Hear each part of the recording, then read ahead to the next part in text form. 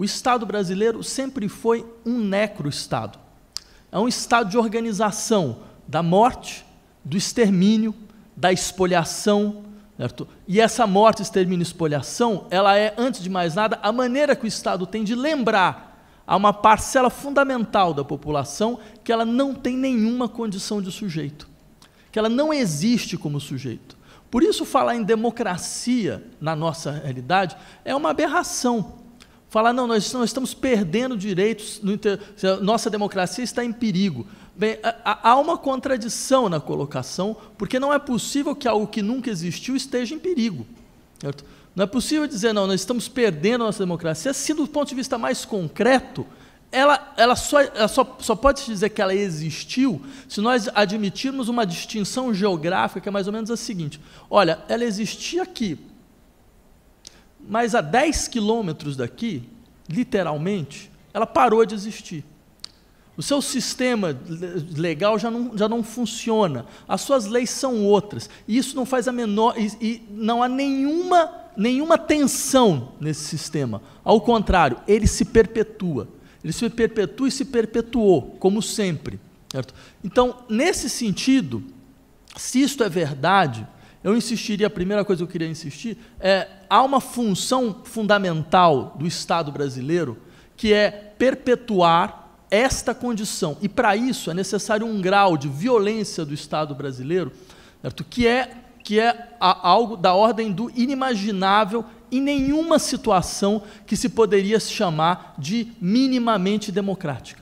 Mesmo para os padrões mínimos de democracia que as sociedades ocidentais foram capazes de desenvolver, este termo poderia ser utilizado. Certo?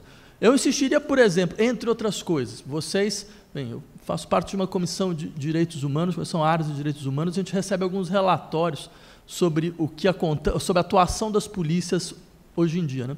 Então, talvez vocês lembrem desse fato de uma pessoa que foi assassinada no Rio de Janeiro, né, com 81 tiros pelo Exército. Não foram 81, foram 257. Isso foi um erro, não? 257 tiros foi um erro, né? Isso meses antes, no Morro do Falê, né, a polícia invadiu o morro, a polícia e o Exército invadiram o morro, prenderam 17 pessoas em uma casa, torturaram essas 17 pessoas por 3 horas, a população, a comunidade ouviu tudo, as pessoas gritando, e depois essas 17 pessoas foram pela polícia mortas à faca. À faca. Isso é o Estado brasileiro. E depois elas saíram todas num saco preto, né, e foram jogadas numa caminhonete. Certo? E o que aconteceu com as pessoas responsáveis por esse massacre? Absolutamente nada, como é um pouco a história do Brasil desde sempre, né? Então, é importante a gente lembrar desse tipo de situação, é importante a gente insistir nesse elemento, certo? Para que nós possamos entender, afinal de contas, contra quem nós estamos nos debatendo quando é questão de tentar defender, ou pelo menos a possibilidade de existência de algo que nós poderíamos chamar de democracia e que nunca esteve, de fato, no horizonte concreto da vida da maioria das pessoas nesse país. Certo? É importante isso porque, se nós precisarmos, mais uma vez, nos mobilizar para, de fato, não tentar defender a democracia, mas tentar criá-la no Brasil, será importante saber contra quem nós precisamos lutar, né? E, nesse sentido, talvez uma questão absolutamente central é todos os governos que passaram por esse horizonte pós-ditatorial que nós conhecemos no país desde 84 até hoje, né? Durante mais de 30 anos. Nenhum deles colocou como uma prioridade efetiva, como uma questão central dentro da sua agenda, de fato, criar a democracia.